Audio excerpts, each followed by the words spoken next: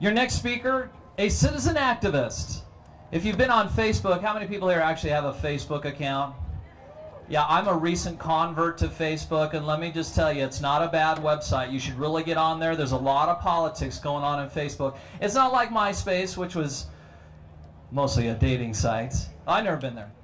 But Facebook is something you should go check out. I'm on there. Just look up facebook.com/ToddTaxpayer and check it out. There's a lot of good stuff on there. Please give a warm welcome to citizen activist Travis Christensen.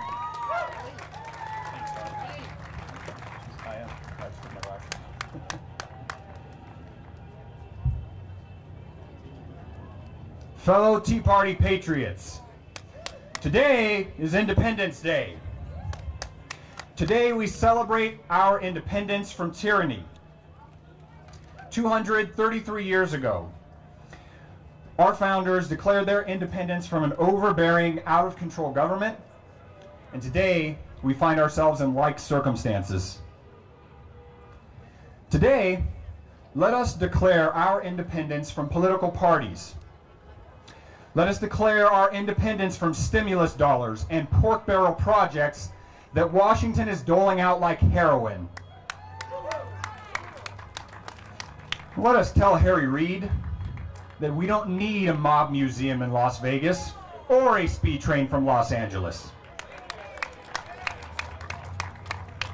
In recognition of this most honorable and celebrated day, I would like to issue the following declaration to Washington. Whereas you hired a speed reader to read Cap and Trade. Whereas you snuck 300 pages of amendments into the bill the night before the vote. Whereas you have colluded with Goldman Sachs, AIG, and General Electric in fascistic nature to gain their support in return for carbon allowances. Whereas the right-wing newspaper, the New York Times, has noted this cap and trade fascism in Europe. Quote, that plan unleashed a lobbying free-for-all that led politicians to dole out favors to various industries, undermining the environmental goals. 4 years later, it is becoming clear that system has so far produced little noticeable benefit to the environment, but generated a multi-billion-dollar windfall for some of the continent's biggest polluters, end quote. Whereas you have bold-faced lied to the American people by claiming this bill is about climate change. And I cite the right-wing organization Greenpeace, quote, Greenpeace opposes this bill in its current form. We are calling upon Congress to vote against this bill unless substantial measures are taken to strengthen it. Despite President Obama's assurance that he would enact strong, science-based legislation.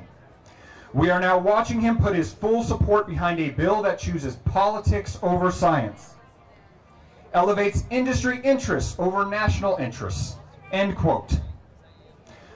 Whereas instituting this bill may decrease global warming by 0.05 of a degree, yet will cost taxpayers dearly, destroy jobs, and may even increase global warming. And I quote another right-wing organization, the EPA, quote, this bill can cause domestic production to shift production abroad, resulting in greater greenhouse gas emissions in countries that do not have similar cap and trade rules, end quote. Whereas Chris Dodd and a number of Democrats and Republicans received special loans from Countrywide, and Congress refuses to investigate the matter. Whereas Congressman Charlie Rangel is under investigation for numerous offenses, among them accepting trips to the Caribbean as improper gifts, along with 4 other members of the Congressional Black Caucus. Yet the House Ethics Committee has chosen another member of the Black Caucus to investigate the charges. Whereas House Judiciary Committeeman John Conyers, who is trusted with overseeing the administration of justice, has dropped the investigation of Acorn for corruption. Yet, whose wife, who heads the Detroit City Council, has just pleaded guilty to accepting bribes. And whereas the federal government of the United States has a long history of abusing the public trust, wasting taxpayer money, and general usurpation, we the people therefore declare our independence from all political parties, all politicians, all federal briberies, that all allegiance and connection between politicians and we the people are hereby dissolved. With a firm reliance on the guidance and protection of divine providence, in pursuit of truth, justice, and freedom, we mutually pledge to each other our lives, our fortune, and our sacred honor. Fellow patriots, this is not Iran, and our voices will not be silenced. This is not the time for cowardice. This is the time for boldness in the face of danger. The message I wish to share with you today is a message of resolve. Americans have known turbulent times before, and from them we do not shrink. I'm sure many of you have read Thomas Paine's Common Sense. There's a pamphlet circulated in the colonies prior to the Revolutionary War, and it served to resolve the populace. I encourage you to revisit those words and to share them with others, and I would like to leave you some of those words today. Prudence will point out the propriety of having elections often, because as the elected might by that means return and mix again with the general body of electors in a few months, their fidelity to the public will be secured.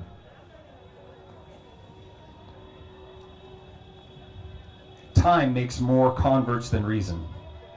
Don't give up in your efforts. At times it may seem like no one is listening, but the impact you make will not always be apparent to you, and you are not alone. Finally, I read a letter recently, and some of you may have read it too. It was written by a woman in Arizona as an open letter to all of our representatives in Washington and has now become an online petition.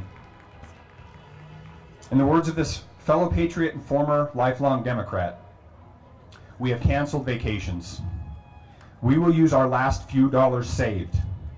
We will find representation among us, and a grassroots campaign will flourish. We did not ask for this fight, but the gloves are coming off.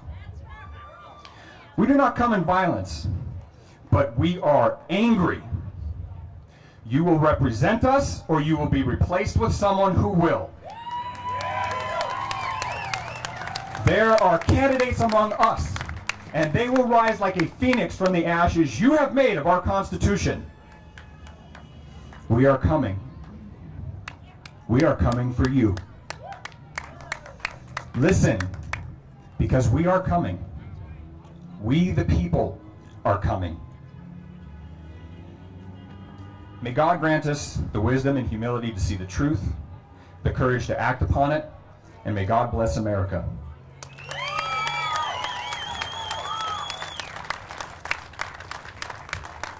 I have a feeling we're going to be hearing a lot more from that man. Travis Christensen, ladies and gentlemen, give him a big round of applause.